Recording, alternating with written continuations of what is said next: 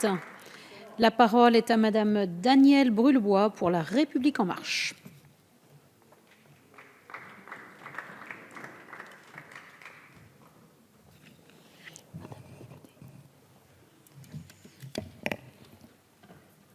Madame la présidente, madame la ministre, madame la rapporteure, mes chers collègues. Depuis des années, nous entendons les entrepreneurs se plaindre de la complexité des tâches administratives auxquelles ils consacrent temps et énergie, au détriment du fonctionnement et du développement de leur activité. La simplification et la clarification, c'est ce que réclament aussi les sociétés de ma circonscription, quel que soit leur domaine d'activité et leur taille. Comme ailleurs, elles sont la première source de création de richesses, d'emplois et de vie dans les territoires. Il est important de les aider à prospérer et à créer des emplois. Le gouvernement n'a pas attendu pour agir face à l'urgence de faciliter la vie des entreprises et de favoriser leur croissance. Il a engagé un vaste programme de mesures en faveur de leur compétitivité, avec en particulier les lois Pacte et ESSOC que nous avons votées. La proposition de loi dont nous allons débattre s'inscrit parfaitement dans cette démarche, après avoir suivi un très long chemin. Déposée en 2014, elle a été actualisée par le Sénat en 2018 et transmise à notre Assemblée, où la commission des lois a poursuivi le travail dans le même esprit. Au final, ce texte comporte des mesures importantes, attendues de longue date par les professionnels.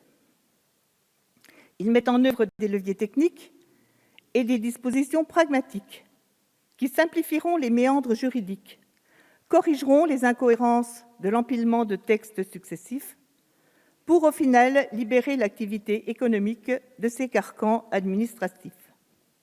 C'est ainsi qu'il sera mis fin au formalisme excessif qui pèse sur les règles relatives aux fonds de commerce, sur les actes de cession et de location-gérance. Le droit applicable à l'ensemble des sociétés civiles et commerciales sera simplifié, avec des procédures allégées, et le recours à la numérisation pour les régimes de fusion, à la dématérialisation des assemblées générales des sociétés anonymes, ou encore à la simplification des règles applicables aux sociétés par actions. Madame la ministre de l'Économie et des Finances, vous l'avez rappelé souvent, notre objectif est de redonner l'accès au travail, de faire en sorte que le travail soit davantage récompensé, tout comme le risque pris par les entrepreneurs. Cette proposition de loi s'inscrit en effet dans la vision politique que nous portons depuis le début du mandat. Il faut créer de la richesse pour pouvoir la redistribuer. Et pour créer de la richesse, il faut permettre le succès de notre économie. Il était toutefois essentiel de veiller à ce que la simplification ne se fasse pas au prix d'un amoindrissement de la sécurité des entrepreneurs, des droits et des garanties dont bénéficient les salariés et les parties prenantes.